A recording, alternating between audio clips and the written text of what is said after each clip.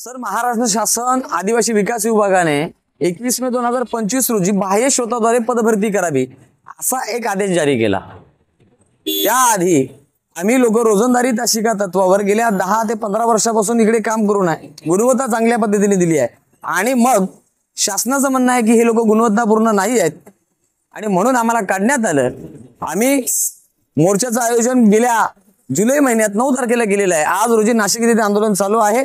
त्या आंदोलनाला 111वा दिवस आहे, परंतु माननीय आदिवासी विकास मंत्री विखे साहेब, माननीय राज्याचे मुख्यमंत्री फडणवीस साहेब यांच्याशी चर्चा करून सुद्धा फक्त आम्हाला आश्वासने देण्यात आली। आमचं काम आम्हाला परत दिलं नाही, कारण या राज्य शासनाला फक्त खासगीकरण करायचं आहे आणि आम्ही म्हणून खासगीकरणाच्या निषेधार्थ विरोधात हे आंदोलन 14 तारखेला राजभवनाच्या दिशेने काढलेलं आहे। कारण हे आता राज्य सरकार आम्हाला न्याय देणार नाही।